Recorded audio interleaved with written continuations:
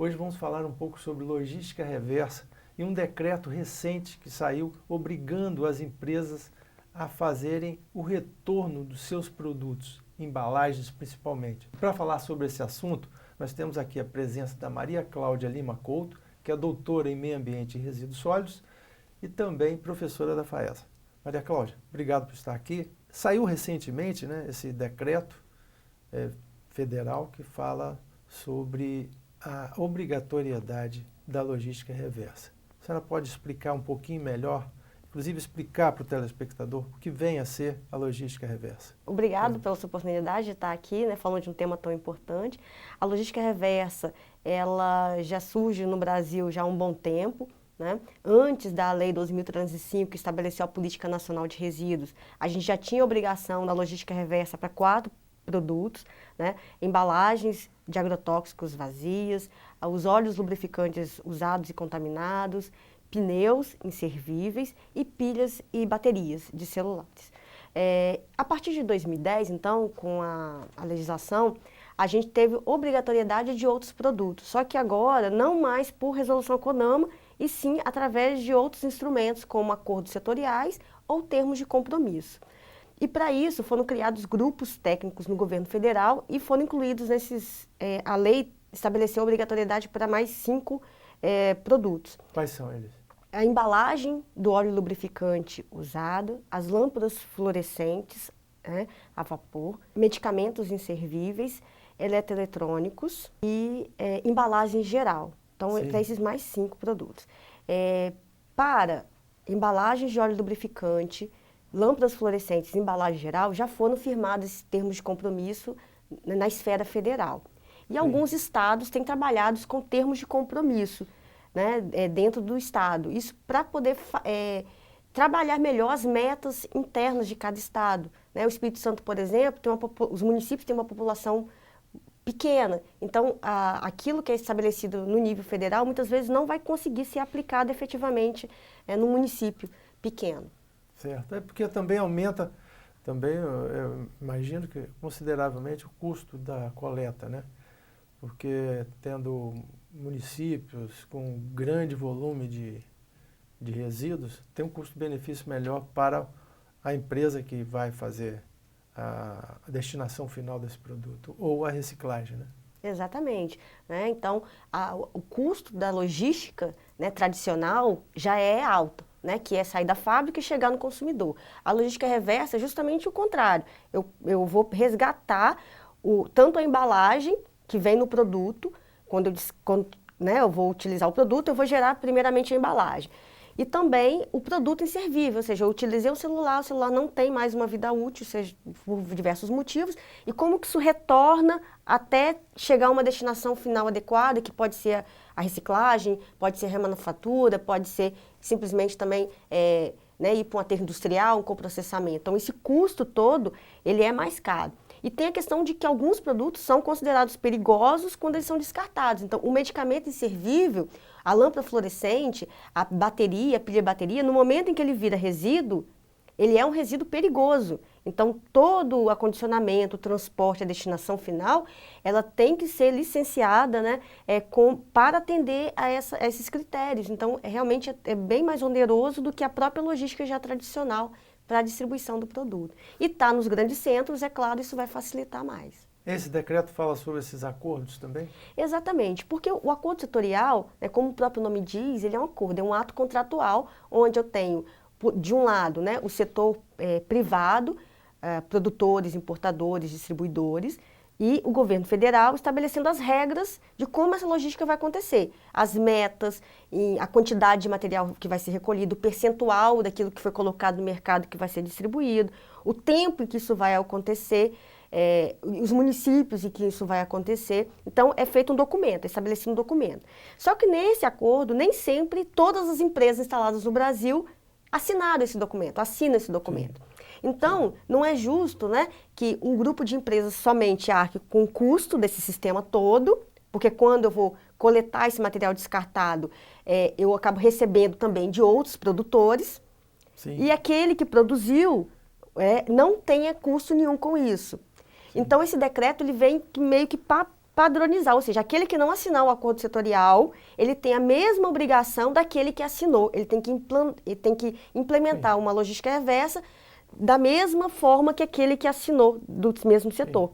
Ou seja, você foi convidado para a reunião do condomínio, aumentaram a cota do condomínio e você não participou, você vai ter que pagar a conta do condomínio no final do mês de qualquer forma, né? Exatamente. Então, esse decreto vem justamente, né, estabelecer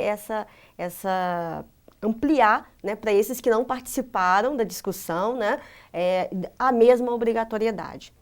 Você tem algum exemplo de algum país que funciona bem a logística reversa?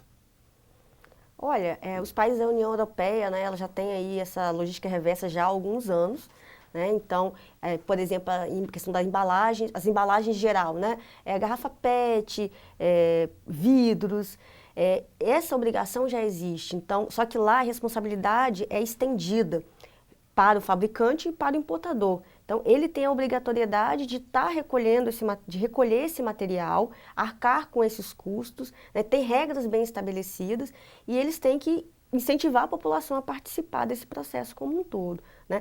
Alguns países, a questão do resíduo eletroeletrônico, né, nos Estados Unidos, Japão, isso já é bem rotineiro, né? E no Brasil a gente está engateando ainda para algumas ações. Mas já existe no Brasil alguns produtos que já têm uma logística reversa estabelecida, como embalagem de agrotóxico, óleo lubrificante usado, as próprias embalagens de óleo lubrificante que entraram, foi o primeiro acordo setorial firmado, você já vê um bom desempenho. Então, a gente está avançando nesse sentido, sim. Eu gostaria até de ressaltar esse exemplo positivo das embalagens de agrotóxico, né? Que houve um sucesso muito grande, eu acho que pesticidas, fungicidas e adubos foliares que são retornáveis.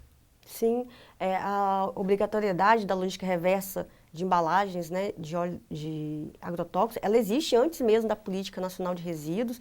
Ela trata não somente da questão ambiental, mas da própria saúde, né, do agricultor, e ela já traz esse conceito de responsabilidade compartilhada que a política de resíduos trouxe, né? Ou seja, não é somente o fabricante, o importador que tem responsabilidade, o distribuidor, o comerciante e o agricultor também tem a sua parcela de responsabilidade. Então, o agricultor tem que fazer a tríplice lavagem para retornar na cadeia de distribuição para que essa embalagem, então, chegue, né, a uma destinação final adequada. Então, esse material ele pode ser reciclado, esse material pode ser, em algumas situações, tem que ser incinerado, né? É possível a reciclagem para alguns produtos e é um exemplo no Brasil, né? O Brasil, inclusive, é um dos países que mais se destaca na logística reversa de embalagem de agrotóxico. Esse sucesso da embalagem de agrotóxicos se deve a uma ampla campanha de conscientização feita pelos órgãos de agricultura e inclusive pelas indústrias, né, que produzem esses produtos. Também com a fiscalização de outros órgãos que não exatamente o órgão ambiental. Exatamente, né? O sucesso de algumas ações, elas estão em parceria com outras áreas também, né? Isso é interdisciplinar, no caso. Então, você tem aí o Ministério da Agricultura, no caso da embalagem agrotóxica, você tem lá, né, a ANP, no caso das embalagens de óleo lubrificante, do próprio óleo lubrificante contaminado. Então, o que precisa ocorrer mesmo é essa interação. Então, medicamentos que ainda não têm a logística reversa estabelecida, não tem essa obrigatoriedade legal, né, estabelecendo onde vai ter esses pontos de recolhimento, a vigilância sanitária, o órgão de saúde, né, o Ministério da Saúde, é que tem que estar realmente trabalhando também em parceria com os órgãos ambientais para poder estabelecer esses procedimentos. Isso é importante que se entenda que, na realidade, controle ambiental não é prerrogativa apenas de um único órgão. Eu acho que cada vez mais cada produtor, cada segmento vai ter que fazer o seu próprio controle. Isso que vem ao encontro do chamado desenvolvimento sustentável, né? Exatamente, né? O que cada pessoa pode fazer? Qual a parcela de responsabilidade do consumidor? Temos aí o conceito de responsabilidade compartilhada. Se eu compro um produto, eu tenho que ter a responsabilidade, saber que eu sou responsável também pela embalagem que vai vir nesse produto, de dar a destinação correta. Quando esse produto não tiver mais a vida útil, né, eu tenho responsabilidade de descartar de forma correta, levar no local. Então, tendo a logística reversa, eu tendo conhecimento de onde tem esses locais para a entrega desse material, então nós temos a responsabilidade de devolver esse material para que ele possa ir para uma destinação adequada futuramente, ir para reciclagem, né, ir para um aterro industrial, coprocessamento, enfim, ser tratado de uma forma diferenciada, principalmente porque alguns desses produtos, após virarem resíduo, eles são resíduos perigosos. E o fabricante? O fabricante tem como responsabilidade arcar com o custo de tudo isso, né? Então, ao contrário do resíduo domiciliar, onde a prefeitura, o município é responsável por coletar, pela legislação, a obrigatoriedade para todos esses produtos que eu falei é do produtor e do importador. Então, ele que tem que implantar pontos de recolhimento, ele tem que arcar com os custos de transporte, arcar com os custos da destinação final e conscientizar e informar ao consumidor, né, onde ele tem que fazer o descarte desse material de forma correta e como fazer de forma correta, como ocorre com as embalagens agrotóxicas. Para produtos perigosos, normalmente existe uma legislação que obriga que se tenha um rastreamento de destinação desses produtos, né? O órgão ambiental tem um papel importante nisso também. Sim, o órgão ambiental ele tem que fiscalizar e para os produtos que têm obrigatoriedade logística reversa, né, eles encaminham dados para o IBAMA.